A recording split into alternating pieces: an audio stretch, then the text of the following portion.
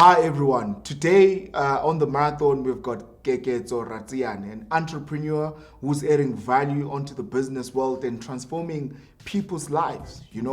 Marathon is a show where we want to add value, and an educational show where we take entrepreneurs through a journey of what it takes to bring or to add value. Good afternoon, sir. Good afternoon. How you doing? Good, and yourself? I'm great. This is cool, man. I'm this great. is a great platform. This is something that's needed, and I'm glad that you're bringing this into the world so that we can just speak and showcase the journeys that we've gone through, and just try to help in whichever way that we can. Yes. So this is very cool. Yeah. Thank you. Thank you so much for inviting us here. No, of course. And for sparing time. Yeah. There's the entrepreneurship. What does it mean to you when you hear the word entrepreneurship? What comes into your mind? It's always the general things of a hustler, someone who's out there and going for what isn't the conformity. It's not working. It's not having to answer to a boss. But I do think it's a personal journey as well. The one thing that I think we should see and look at as entrepreneurs is the journey with yourself. You need to know who you are, what you're passionate about, where you want to go, what you want to see in your life, how you want to grow. I've always said the greatest relationship that you'll ever have is a relationship with yourself. We're busy. We're always busy trying to get to know other people. We're always busy trying to date other people. We're always trying to get to know each other.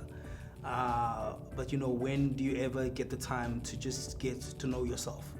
Know the journey that you're going through. There's an anagram that we use here in this program. So I'm in a program called the Kingdom Business Network, that we get teachings and we get a business model that we actually follow. And there is an anagram that's called it's called ACE.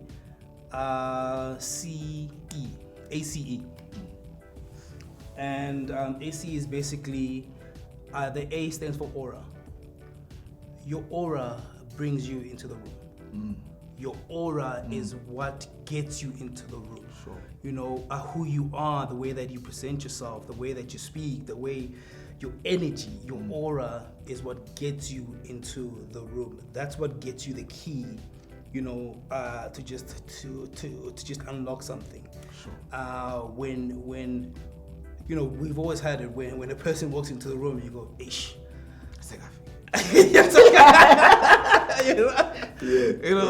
Or it's a thing of he's here. She's here. And it doesn't even sometimes it doesn't matter what you bring to the table, as long as if you're there.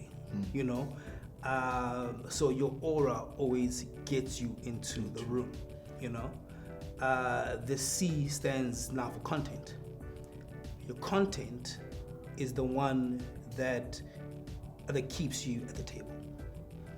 Whatever content you have, that's what keeps you at the table. If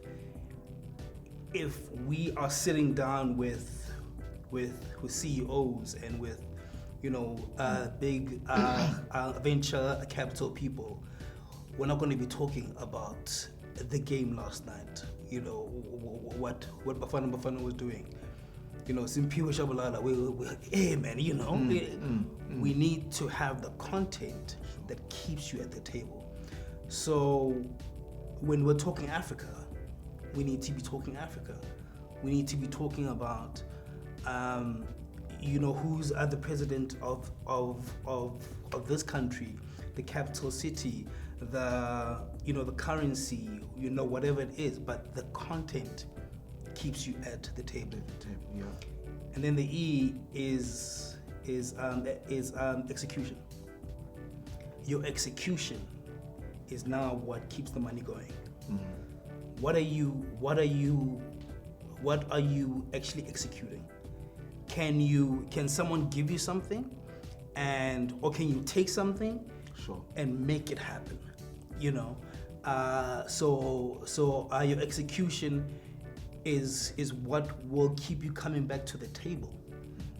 Because even though your aura is there and your content might be there, if you're not executing, why should we bring you to the table?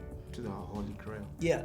I usually say to my colleagues, for you to be around our space, not everyone can be around your space, or not everyone can be around of your space. True.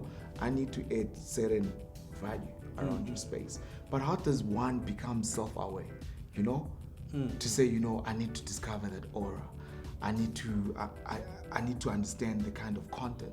Because if you're not self-aware, you're just living the Grimes life. Yeah, the day-to-day. The day-to-day, how does one become self-aware as an entrepreneur? Because it's very important as well, like what you're saying, aura, to be self-aware, who you are, what you want to do, how you're going to do it, and your passion, Yeah. For you, how was that journey? How did you discover that?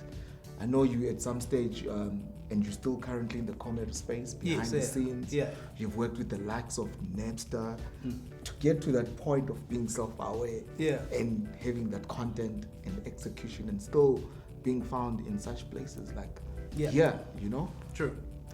I think for me, so just to take you through my journey in the corporate or the on entrepreneurship role. Got out of high school, then I studied sports management. Right, that's what I studied. Okay, Nice. then straight after that, I got my a diploma. Then I went into full-time ministry. So, two totally different worlds. I went into full-time ministry, and I was there for about a year and a half. Then I just asked to step off staff just to do something in the corporate world first, because I was 21, 22, and I was like, you know what? I don't know what the corporate world is like. So therefore, let me go through the corporate world. And then by the Holy Spirit just working things out, I then got a job at Ernst & Young doing change management there. I don't know how I even got it. We were doing a project a SEP project at Eskom. After a year, then Eskom went, we like you. Again, your aura. We like you. Come into the Eskom Leadership Institute, where you'll be doing the branding, logistics, and communication from the chairman of Eskom, which at the time was Zola Tsotsi, to Brian Damas himself, all the way down to the 100 top leaders of Eskom. So I was looking after the leaders of Eskom. And again, this is now where the journey actually now got interesting, because I worked there for about 2 years or so, or 2.5 years, and I just didn't like who I was becoming. I was now becoming a corporate guy, and I didn't like, because I've always been a creative, person, and I didn't like who I was becoming. I was serving at church. I was in the production team at church for a good 9 years. And I was doing the lights, the sound, just being, just serving a church. Yes. And I just said, you know what? I need to get out of the corporate world, which is now an entrepreneur's mindset. Going, I can't be doing this all the time. Yeah. I got out of it because now at the same time, not knowing who I was, I then got into this state of just deep depression, where I was suicidal, I was depressed, I was clinically depressed, and I just hated my life because I was becoming a corporate guy, but yet I'm serving a church. I know I need to be in ministry, but I'm not ready yet. So, where do I need to be? Worlds, Yeah. I then left ESCOM, and that's when I met up with Napster. And I said to him, your comedy is funny. You're a funny guy, but your production isn't great. That was for I think his first DVD or his second DVD. The next time that you do a comedy or a production, let me know. I can put a few things together for you. A month later, he then calls me. He goes, I'm doing a comedy show in 2 months. Can you put it together for me? Yes, I can. It's also that thing of Richard Branson where he says, even if you don't know the job, just say yes and figure it out when you're there. I then, figured it out, and I put a whole production together, from tickets to the stage, to the lights, to parking, to the promoters, everything together. And that's when I now stepped into the world of comedy. And I then got into advertising after that. Nice. Different things, which is, the one thing that I love about life. The one thing that I love about life is that life allows you to do different things at different times. You don't always have to be the doctor, the lawyer, Yes, yeah. Life allows you, because life, yes, is short, but life is quite long because it allows you to do different things. Today you could be a camera guy, tomorrow you could be the CEO of something, yes. you know what I'm saying? Yeah. Then I got into the comedy world, which is where I then started with a good friend of mine. We then started the Santa Comedy Club, which runs every Tuesday night. Nice. We first started at what's called at Hard Rock, and now we are at Ellison Firth in Sandton here, inside the Sandton Sun Hotel. Which again, I have no idea how. But you'd say, that experience, being, that experience being in the corporate world, doing advertising, serving a church, that came all together to, build this brand that you're putting together. And as well, believing in God, somehow, whether an entrepreneur, you have to believe in something. Yeah. And it all attributes to your greatness, purpose in life. And I think the one stage in my life where it was the most critical for me was when I was in my depression stage. Because even though I didn't want to be around and I didn't want to live even, I needed to go through the slug. I needed to go through the mud. Because How old were you? I was about 27. And how did you get out of it? Because lately, depression is a big thing. Depression's a big thing, and it's not really, spoken about. Really, it's a big thing. I think I had one of my colleagues. She was asking me about it through the show. I think it's really, really a big thing. Yeah. But how did you realize that I've got this situation and I need this kind of help, or for someone just who's going through it and they're on, I think the first thing was the fact that I needed to admit that it was happening.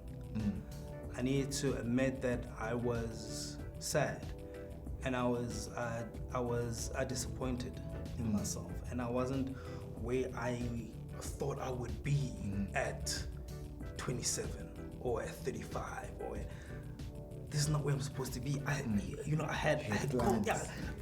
plans, but I was 21. Come on. But I'm not there. Yeah. And so that was the first thing. I just needed to just admit that I'm not okay right now. And now in that not being okay, it was now a day-to-day thing. I needed to live day to day, because I couldn't see myself in the future. I couldn't see myself, doing something. I just had to live one more day. Okay, let me just make it through today. And once there's a great speaker by the name of Dr. Dave Martin, where he says, if you have one day, one good day, then you have a good week, then you have a good month, then you have a good year, then you have a good life. It's a habit. It's one day at a time. And I just needed to, which was the other thing as well, I needed to date myself. Because, again, I'm 27, not married, single guy at church. Church. You should be married by now. You should be with somebody by now. Let's born now. Family. Yeah. So now, I was so busy trying to date other people and getting to know other people that I didn't take time to date myself. There's that question in corporate world that says, what do you love? What do you love in life? What do you love? And that question can have many answers. I love church. I love skateboarding. I love production. I love this. I love that. I love my wife. I love my kids. I love this. I love that. But when are you ever gonna stop and say, I love me? Self-love. And that's where I needed to get to love myself. And that takes time. That takes, a great pastor once said to me, the process of getting to know someone is literally a lifetime process. That person is changing over time. You don't even know how you're gonna be at 35, at 40, at 45.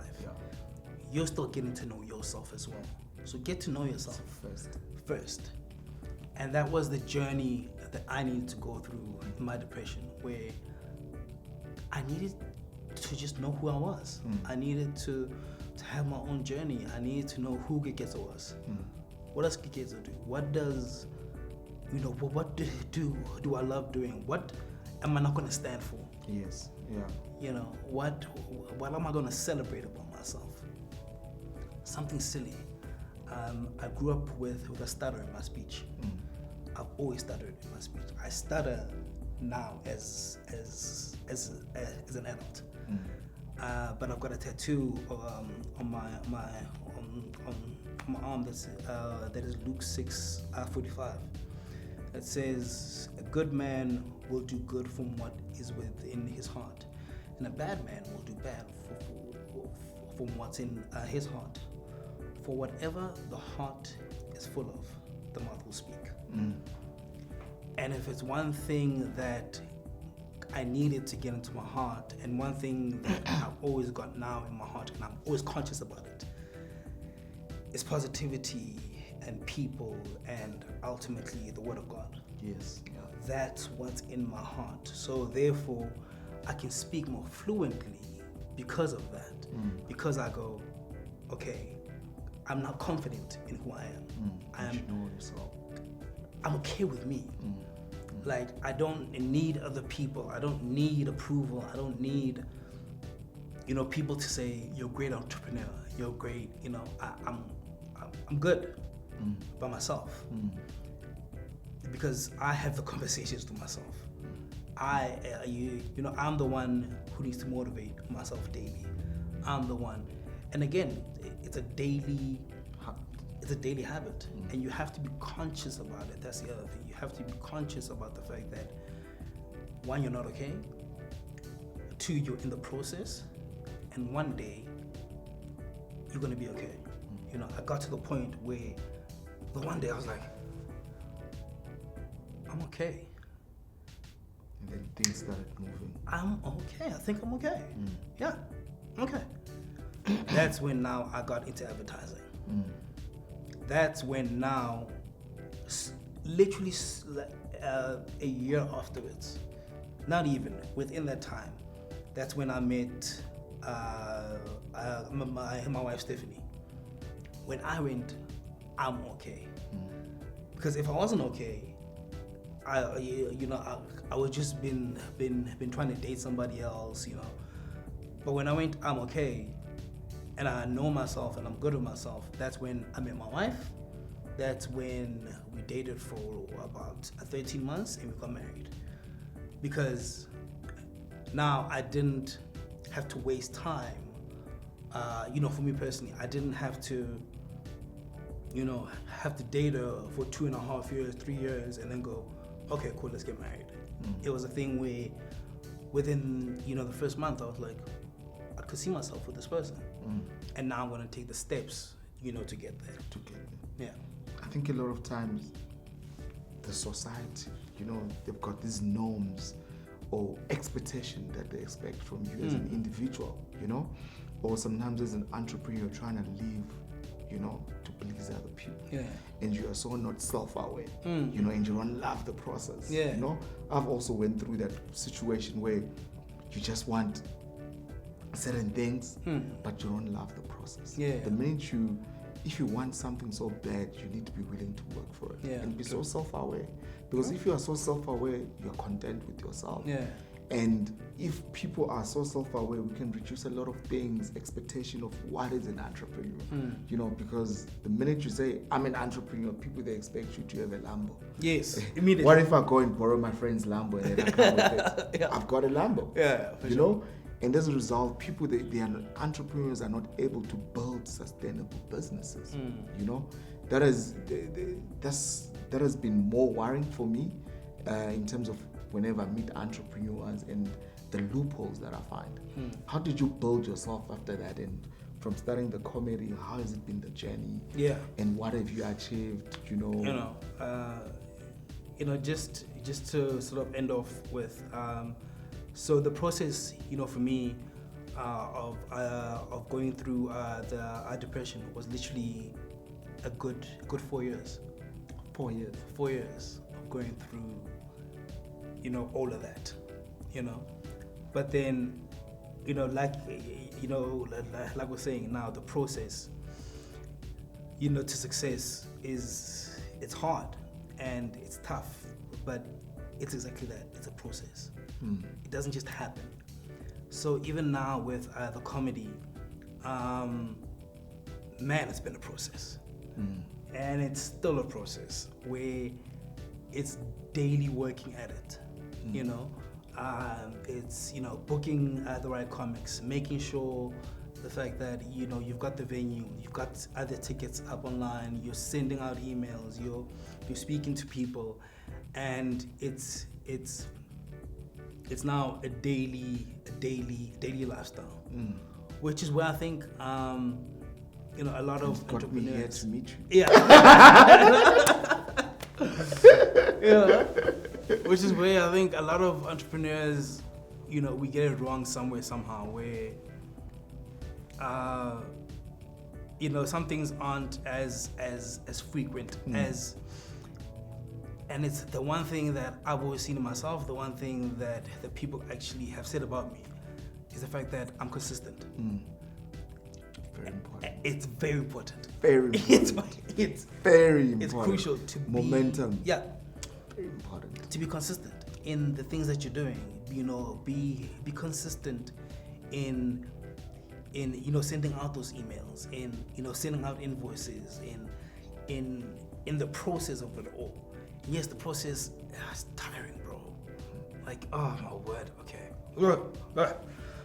Okay, one more time. One more time.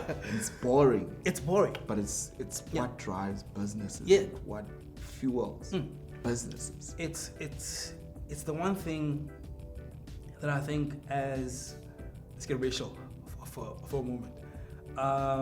That as black folk, we sometimes lack. Because the white businesses have built themselves and they keep building themselves. There's about to be an Afrikaans university. I saw it. There's about to be an Afrikaans university. Yeah. My thoughts on that is, well, what's wrong with it? Because they've got the money for it. They saw a gap in the market. They saw there's a gap in the market. It's business. The fact that we are burning schools. Yes, okay, cool, fees must fall, but do we have to burn schools? Do we have to, you know? So now they're going, okay, no, it's cool. I'm going to take my child out of this and I'm going to put them into what I know works. And they're going to flourish. Definitely. It's going to be the next Harvard of South Africa because they're going to flourish. You know, where, you know, they've built things and, you know, over time, we see now companies that you know are turning over, you know, 20 million, 30 million, and you're going, yeah, that's white privilege, or no, they got there, you know, because of apartheid, or you know, something happened. There's always an excuse, but why can't one of those excuses be those consistency? They did the due diligence. They worked. The company had to start somewhere. They started somewhere. It had to start with zero somewhere.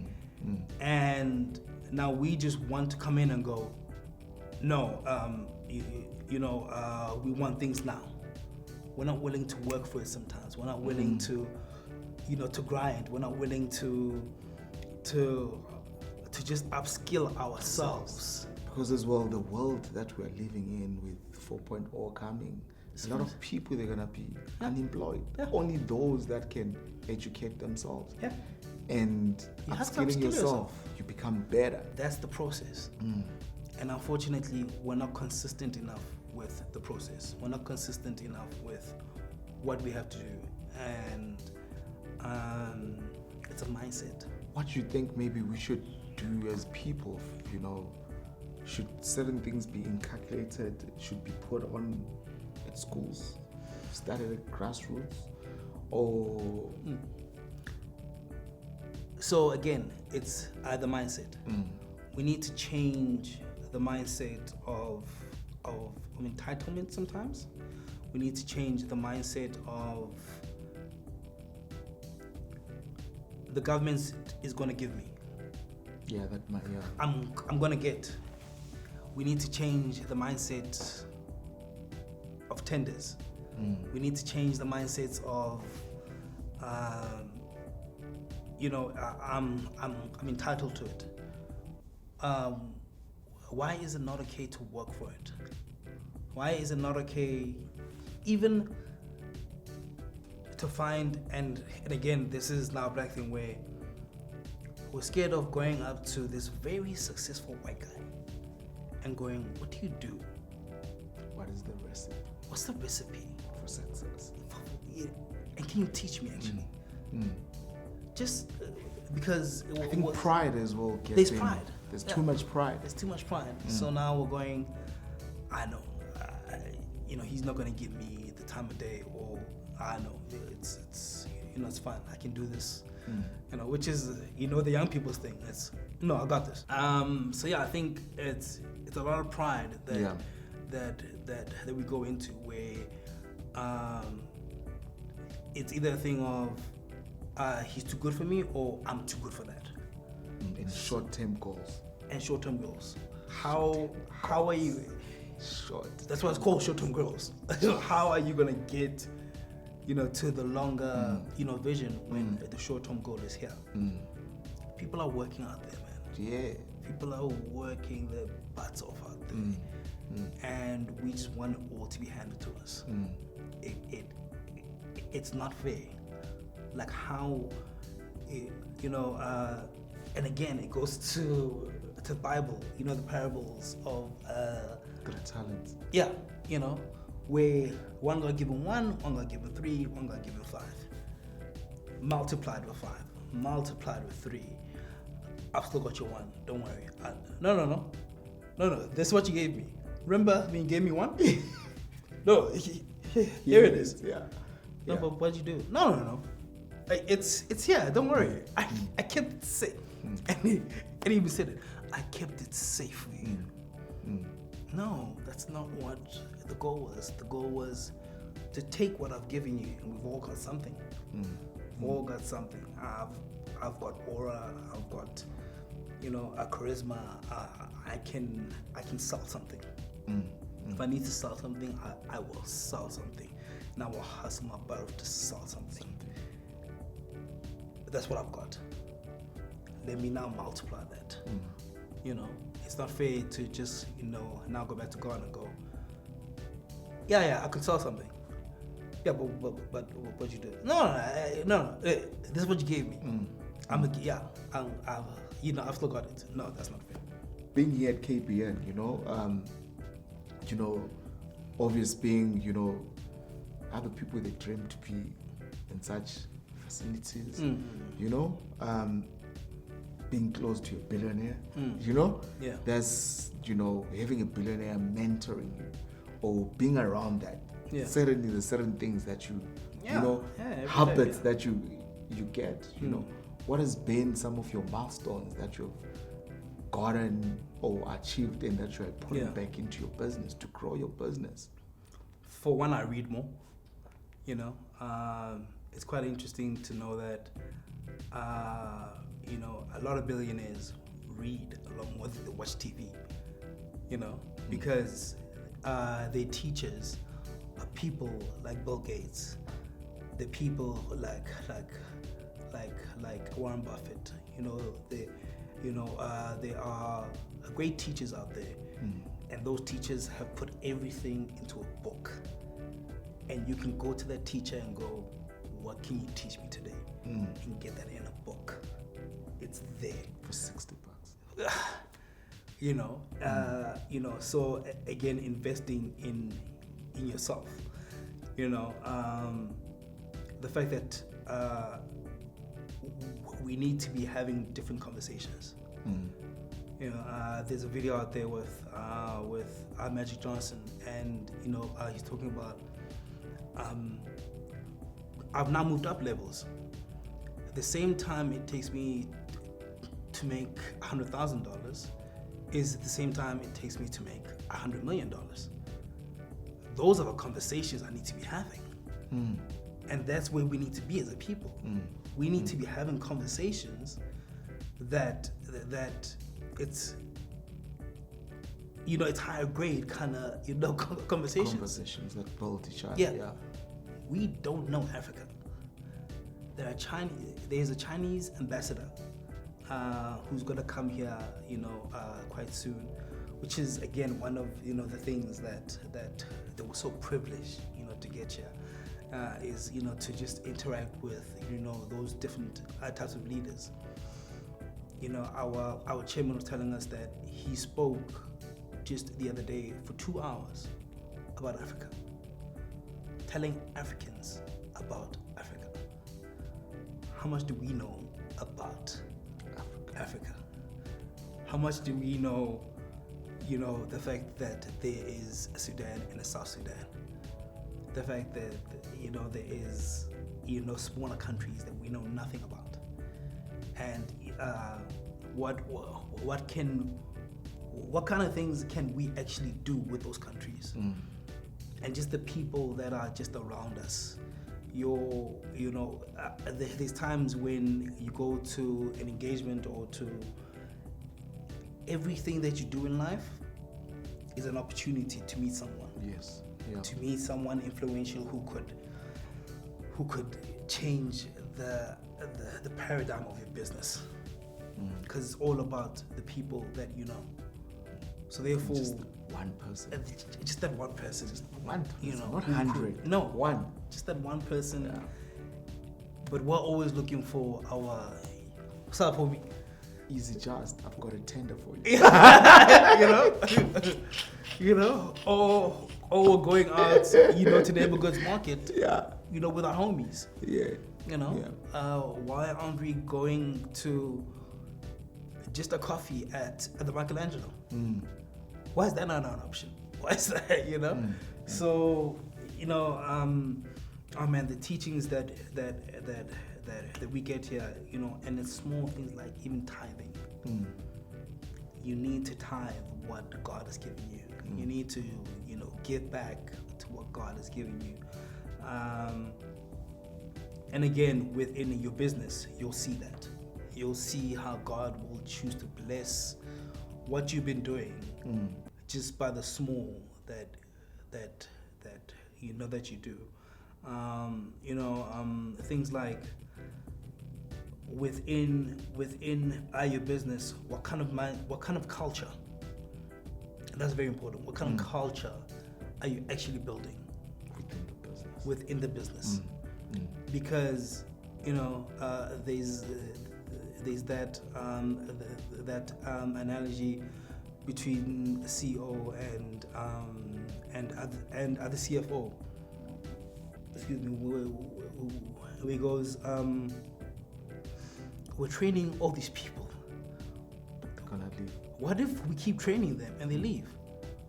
Well, what if we don't train them and they stay? You know? Because if you build into other people, it's just going to build into you so much more. So the culture that you are creating, a sense of excellence and a sense of delivery and a sense of a productivity, and we're not here to just yes, we're here to have fun and play games, but we need to get the results, guys. We need to get what needs to happen to actually happen. But how do you recondition? Because all the entrepreneurs that I always meet, especially us folks, there's always, obviously, coming from a background where you're a creative, going into an entrepreneur. Now you're building something that's valuable. Value is something that's close to my heart.